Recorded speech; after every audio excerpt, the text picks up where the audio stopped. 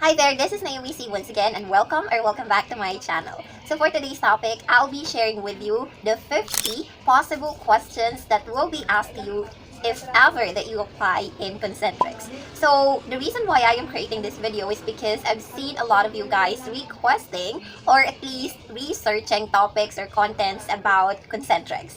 And I figured out why not create a video about the possible interview questions and answers.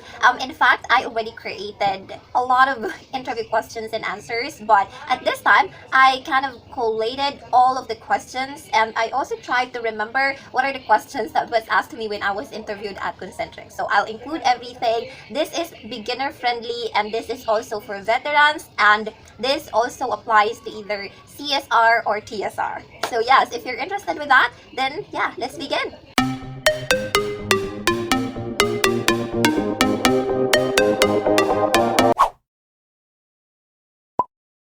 Yes, you're ready. I am ready, and I actually jot down or listed all of the 50 questions that I'll be giving you in this presentation because of course I don't remember all of those 50 questions I've written down here. Now these are all possible questions, so I highly encourage you to get a pen and paper, jot down all of the questions I'll be giving you, and then create your own answers. Or if you want, you can comment down you can comment down below. Tell me if you want me to create sample answers to these questions because I'll be happy to help and give you those sample answers for your guidance. Alright, so yes, on to the first question, which is commonly asked in all BPO companies, I believe, not just in Concentrix. And the question is, tell me something about yourself. So yes, that's the first question. And the second question is, why should we hire you? Alright, so when you were asked by this question, you should provide your best qualities. So tell them, showcase with them what is in you that can help them grow their business or their organization. With the first question, by the way, you have to provide your educational attainment, of course, your highest educational attainment, your hobbies, your achievements. Of course, if you have work experience, you can also share that with your interviewer. And then the third question is, what is your greatest strength? So in cases like this, you have to make sure that your strength should be relevant to the job you're applying for. You shouldn't say, my strength is my family, my strength is God, and so on. So it should always be in regards or in reference to the job you are aiming for, okay? And yes, number 4 question is the opposite of the third question, which is, what is your greatest weakness? So my greatest tip when answering this question is, of course, you have to provide your weakness, your true weakness. And not just that, you also have to make sure to provide any steps or things that you are doing in order to overcome that weakness. Okay, so when you are answering questions, you have to state with honesty, but you also have to provide resolution with that. Like, you shouldn't stick to negativity. You also aim to go with the positivity or the positive side, right? Okay. And number 5 question is, why did you leave your previous job? So this is for those experienced or veterans already. So if you don't have previous job experience, then you may skip this part. You can go to question number 6. And so yes, typically what I advise you to do when answering this question is, of course, to provide the honest reason as to why you left your job, but do not bad mouth your previous company. So you may want to say something about growth or personal advancement, career advancement, greener pasture, and so on, right? So question number 6 is, what are your salary expectations? So in cases like this, I actually created multiple videos about this. So I'll just put the link of all those videos down in the description box down below. So if you're interested to watch it, then of course you can watch those. Because I've given, a lot of explanation, and this video would be very lengthy if I'll give you tips as well along the way. So yeah, we have 50 questions. So let's go with number 7. Why do you want this job? So you should answer anything, but do not tell them that it's because of the money. You should say something that's believable, or something that is really the reason why. Maybe you're looking to really want to work with customer service. Maybe you really enjoy working with people, or you really enjoy working with different kinds of people, especially those living outside the Philippines, or anything like that, right? And number 8 is, how do you handle stress and pressure? So this is also a very common question, not just asked in Concentrix, but in also other BPO companies, because yes, this job that you are applying for is super stressful, I would say, and you will definitely experience lots of pressure, and so you have to overcome those, and you have to, of course, strategize, show them or tell them what will you do in case you experience that kind of situation. Great. The number 9 is, describe a difficult work situation or project and how you overcame it. So basically, what you would have to do is to share something that you experienced that is a little bit difficult, but you were able to successfully do it. So maybe you were tasked by your previous manager or previous boss a certain task that you think you couldn't fulfill, but with your efforts and with your dedication at work, you were able to fulfill it. So this is also for veterans. So if you're a newbie, you may skip this part. And number 10 is, what are your goals for the future? So there are also other questions like, how do you see yourself 5 years from now? So this question is something related to that question as well. Alright, so with this, when you say you have goals for the future, you not just say, I have a goal of becoming the owner of the company, or I have a goal of marrying someone, building a family, and anything like that. When you are going to apply for a job, you have to make sure that you include the company that you will be working with in your future goals. Like you want to say, my goal is to be part of this company still in the future, but with higher role or position. So something like that. And then number 11 is, why do you think you will do well in this job? So again, you have to believe in yourself, you have to believe in your potential, and so you have to showcase or let the interviewer know the reason why you think you are capable of doing well or performing well in this kind of job. So number 12, so basically with number 11, you have to sell yourself. Yeah.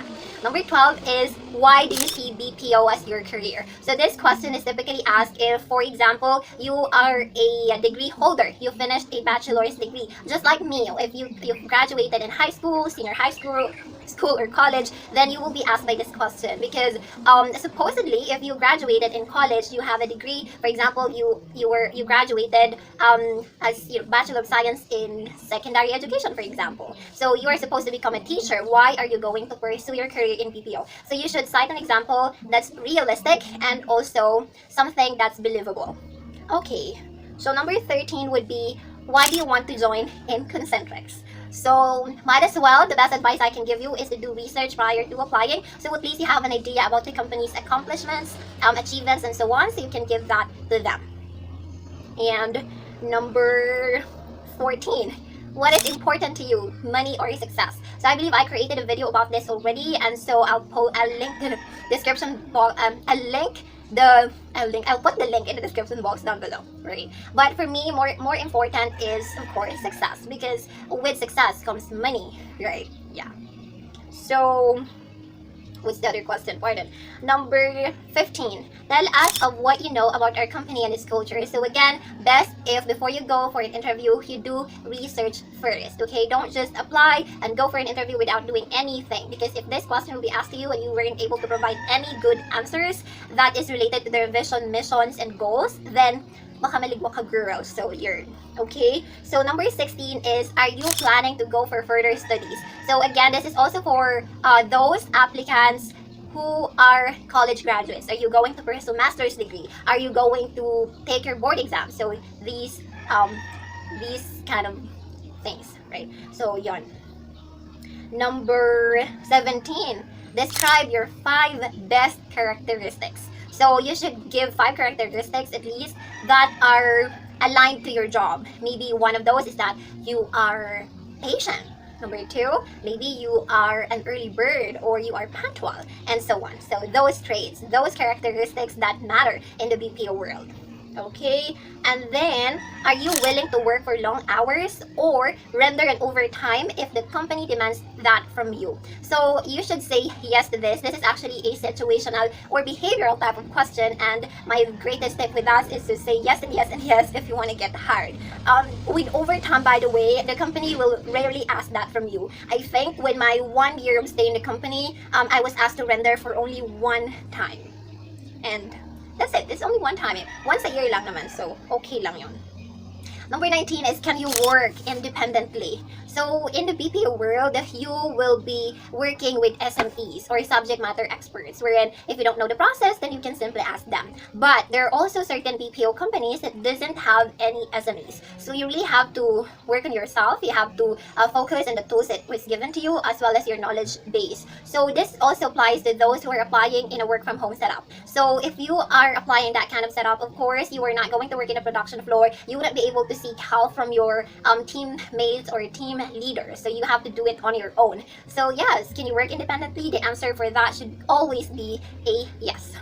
Alright, number 20 is, are you a good team player? And the answer to this should also be yes all the time, because you will be working in a team. You will not work by yourself. Like, you will work in a group of about 15 to 25 people. So be a good team player. Number 21, this will be a very lengthy video, so congratulations if you're still with me. Comment down below. I hope you can finish watching this until the end, because if yes, then you deserve the pass in Concentrix. I tell you that. Then number 21 is, tell us something about your achievement at your previous job or study. So this is basically if you already have an experience, then what is your greatest achievement in that? If it's related to studies, or for example, you don't have experience yet, then you may share what is your highest achievement back when you were studying. Maybe you're best in English, maybe you're an honor student, yeah, and so on. So that's it. Number 22, what is your idea of an ideal company? So you shouldn't be shy. You should tell them how you picture an ideal company is. But also, you have to make sure that your ideal company's ideas and goals should be realistic as well. Okay? And then number 23, for how long do you expect to stay in our organization? So if you were asked by this question, there is a tendency that you are already hired, I think, because this was asked to me before, and for me, it was an indication that I'm almost there. So they are basically asking you, until when are you going to stay in our organization? So my answer for that, or my classic answer to that question is, for as long as you want me to stay in this company, then I'll stay with you. But of course, there's other better answers than that, and I can create better answers to that question. Just comment down below. Number 24 is, discuss the most stressful situation you came across your previous job or study. So it's just like what I've mentioned earlier. Number 25 is, have you ever committed a mistake at work? Of course, we're human beings, we make mistakes, but of course, what do you do when you make mistakes? You have that corrected and make sure not to do it again. Alright, number 26 is, what motivates you at work? So typically what other people would say is money, but I would say that it is a no-no. So consider saying what motivates you to go to work is your passion to help other people, your willingness to talk to different people, and of course your love for the job that you have. Something like that. Or you may also say, because I love my job, I love the people, and I love the environment where I'm working. Right. And number 27, is there any particular kind of person you cannot work with? Maybe you don't like a person who is stubborn. Maybe you don't like a person who is annoying. So you can tell that to your interviewer, but make sure to do positive scripting. You may say something negative, but always end your statement on a positive thought. Alright, and then number 28, how do you rate your communication skills? So medyo humble tayo dito. You have to do not rate yourself 10, because there are still room for improvements, knowing that English is not our mother tongue. So it's not our language really. It's like our third, fourth language. So yes, you can rate yourself about 8 to 9, but not 10. But if you're confident enough, maybe you can say 10 if you're fluent. So go ahead. Number 29, are you comfortable working in a team? Your answer should be yes. And then, can you perform under pressure? The answer should be yes. But of course, when you answer these questions, this may be like a close-ended question, but make sure to provide like a little bit of explanation or brief explanation with that, even if the question doesn't give you why or don't end with why. So just provide a little bit of answer, because they also focus on how you speak, your vocabulary, your diction, pronunciation, and anything like that. Okay, so number 31, why do you consider yourself a suitable candidate for this position? Again, mention what's the best in you. What is it that the company wants from you that can help their organization improve? Okay, number 32, if you were allowed to change one thing about your last job or studies, what would it be? So this is something that can let you have a critical thought. Like, you have to practice critical thinking, you have to be observant, and share that information with your interviewer. Okay, so Yeah, anything that needs improvement, you may share that to your interviewer. 33 is, has there been instances when your decision was challenged by your colleague or supervisor? So there are really instances when this will happen, but of course it rarely happens, and of course there are always remedy to situations like this. And number 34, can you or have you ever have a problem with your peer? Can you give us an example? So I myself, I don't have any, I didn't have any problem with my colleagues. Like, I never had one. Yes, I think so. I'm friendly. Sure. But yes, if in case you experience one, then share that to your interviewer. Always send it in a positive light, though. So if there's none, then be honest and tell them that there's none. And, share with them why there's none. 35, how do you deal with a person you don't like at work? So yes, this is like behavioral type of question, and I would say you have to show respect and professionalism. And then number 36, how can you handle 2 or 3 customers at the same time? So I believe this is when we are on queue, or this is when you are doing a 3-way call, or when you are doing a walkthrough. Okay. Number 37, how will you react if your customer rejects you or your idea? Because there are really customers who, when you were able to present your resolution already, they will reject that. So yes, how do you handle objections or rejections? You have to provide that to your interviewer. And then number 38, can you tell a time where your professor or boss appreciated you? So of course, if you've done something exemplary, something good, then your supervisor will definitely commend you. And so yes, if you experienced having one, then share that to your interviewer. Number 39, can you share a time when you raised a concern about your teacher or boss? So if you are a person who is observant enough and who cares for the people around you, your environment, your surroundings, then you may have raised a specific concern towards your supervisor. So if there is anything that you have shared to your teacher or something that you wanted to change, be corrected or elevated, then tell that to your interviewer. But if there's none, then just be honest and tell them that there's none.